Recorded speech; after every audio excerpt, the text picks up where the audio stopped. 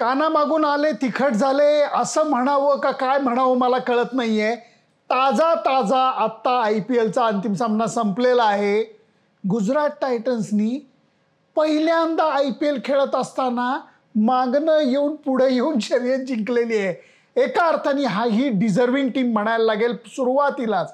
त्याचं कारण दाखल झाल्यापासनं त्यांच्या कामगिरीमध्ये विजयी सातत्य होतं आणि ते सातत्य आज त्यांना पैलतीरी घेऊन गेलंय. काय गंमत झाली आहे बघा. या फायनलमध्ये टॉस कुणी जिंकला? RRनी जिंकला, रॉयल्सनी जिंकला आणि त्यांनी संपूर्ण स्पर्धेमध्ये झालं त्याच्या उलटं करायला ते गेले. पहिली बॅटिंग करायला गेले. हा निर्णय तसा चुकीचा नव्हता, कारण अंतिम सामन्यामध्ये जेव्हा दडपण असतं त्या दडपणाखाली तुम्ही जर का उत्तम धावफलक उभारून दाखवला तर नंतर तो डिफेंड करायला थोडासा सोपा जातो. सुरुवातही जरा बरी झाली होती राजस्थान रॉयल्सची.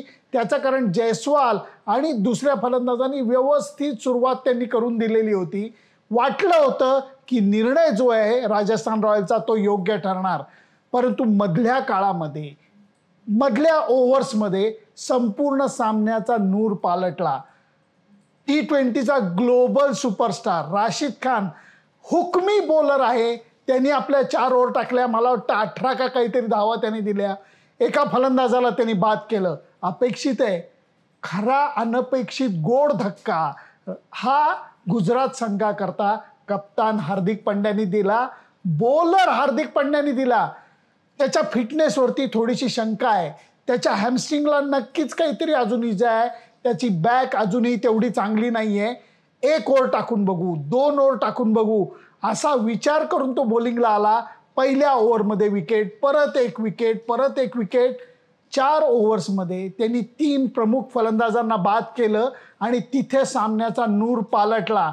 जिथे वाटलं होतं की 160च्या पुढची धावसंख्या ही राजस्थान उभारून दाखवेल तसं करताच आलं नाही, कारण मधल्या फळीमध्ये खरोखर सॅमसन आऊट झाला, बटलर आऊट झाला, हेटमायर आऊट झाला आणि या सगळ्यांना आऊट करण्यामध्ये राशिद आणि हार्दिक पांड्याची जोडीच कामी आलेली आहे.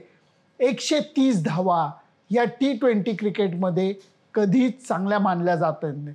त्याचं कारण मी तुम्हाला सांगतो. डोळ्यासमोर असं दृश्य आणा की डबल बेड आहे आणि त्याच्यावरती तुम्ही सिंगल बेडची चादर टाकलेली आहे.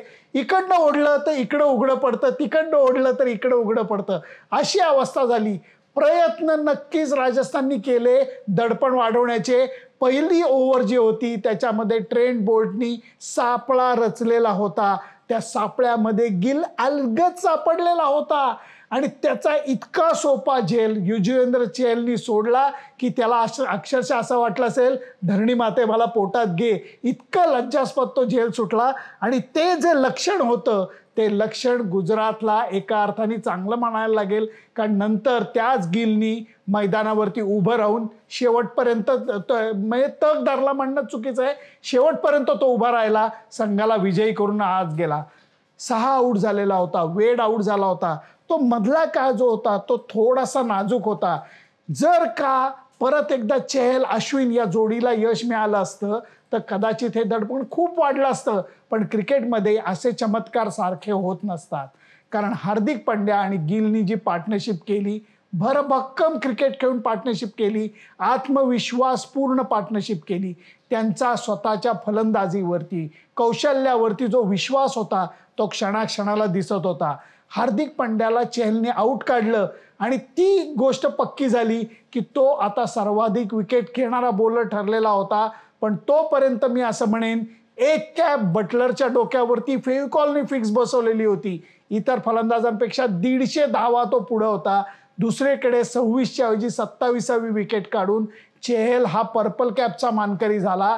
हे झालं 2 महत्त्वाच्या परफॉर्मन्सेस बद्दल. परंतु जो मोठा कप आहे तो मात्र राजस्थानकडे राहिलेला नाहीये. तो कप हळूच गुजरातकडे चालत गेलेला आहे. दुडू दुडू पळत चालत गेला असं म्हटलं तरी हरकत नाही. 1,05,000 प्रेक्षकांनी या सामन्याचा आनंद घेतला. त्याच्यातले चला डोक्यावरनं पाणी 10,000 प्रेक्षक कदाचित राजस्थानला सपोर्ट करत असतील, परंतु 90-95,000 प्रेक्षक हे मनापासनं आपल्या संघाला सपोर्ट करत होते.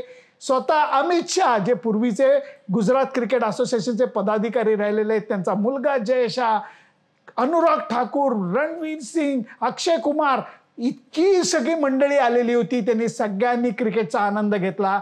पण खरा जो आनंद घेतला तो मला वाटतं 1,00,000पेक्षा जास्त प्रेक्षकांनी घेतला. सामना मिलर आणि गिलनी शांतपणे गुजरातकडे घेऊन गेले. मोठा विजय हा गुजरातनी मिळवलेला आहे. हार्दिक पंड्याला IPL फायनल खेळण्याचा जो अनुभव होता मला वाटतं तो मोठ्या प्रमाणात कामी आलेला आहे. कारण ज्या वेळेला मध्यंतर झालेलं होतं त्यावेळेला आम्ही स्टॅटिस्टिक्स बघत होतो की IPL फायनलमध्ये कमी धावसंख्या सुद्धा रोखण्यामध्ये काही संघांना यश मिळालेलं आहे. त्याच्यात खास करून मुंबई इंडियन्सचा संघ होता. आज मात्र तसं झालं नाही. मी म्हणेन गॅरी कर्स्टन, आशिष नेहरा या जोडीनी गुजरात टायटन्स संघाला अक्षरशः कडेवर घेऊन मला वाटतं ते पलीकडे गेलेले आहे. योग्य मार्गदर्शन केलेलं आहे. याच्यातनं बऱ्याच गोष्टी दिसून आलेल्या आहेत. हार्दिक पंड्या संपला की काय अशी जी शंका येत होती त्या हार्दिक पंड्याला आता 4 चांद लागलेले आहेत. एकीकडे तो IPLचा विनिंग कॅप्टन झालेला आहे. दुसऱ्याकडे मला असं वाटतं हा व्हिडिओ मी लाईव्ह करतोय, मॅन ऑफ द मॅच अजून व्हायचंय पण त्याच्यापेक्षा मॅन ऑफ द मॅच कोणी होऊ शकत नाही. 3 विकेट त्यांनी काढलेले आहेत, 35च्या आसपास धावा केलेल्या आहेत, संघाचं नेतृत्व केलेलं आहे आणि हे सगळं धीरोदात्त क्रिकेट खेळून केलेलं आहे. कागदावरती गुजरातचा संघ तेवढा तगडा वाटत नव्हता आणि तरीही सर्वाधिक सामने जिंकून ते प्ले ऑफमध्ये आले. पहिल्या सामन्यामध्ये ते फायनलला गेले आणि फायनल सुद्धा त्यांनी दिमाखात जिंकले. त्यामुळे गुजरात टायटनला सगळ्यांनी टाळ्या वाजवूयात आणि त्यांना मानवंदना देऊयात. आणि मी एवढंच म्हणेन की हार्दिक पंड्या आणि गुजरात टायटन्सनी दाखवून दिलेलं आहे योग्य संघ निवड, योग्य वेळी योग्य कामगिरी करण्याची धमक, की मुवमेंट जिंकण्याची धमक, याच्यामुळेच ते विजयी झालेत. खूप काही शिकण्यासारखं आहे त्यांच्याकडनं. त्यामुळे हा IPLचा जो हंगाम आहे तो गुजरातच्या नावाने सुवर्णाक्षरात नोंदला जाणार आहे.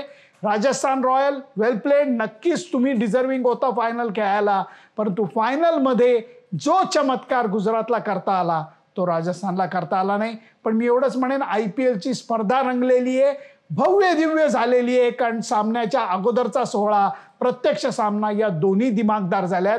त्यामुळे मी तर आनंद घेतलाय. मला आशा आहे तुम्ही सुद्धा तो आनंद घेतलेला असणार. तुम्हाला काय वाटलं गुजरातच्या संघाबद्दल? तुम्हाला काय वाटतं राजस्थाननी कुठं चुका केल्या? एखादा मुद्दा माझा राहून गेलेला असेल तो तुम्ही निदर्शनास आणून द्या. कारण तुम्हाला माहिती आहे तुमच्या मताचं मला मोल आहे. Bye bye.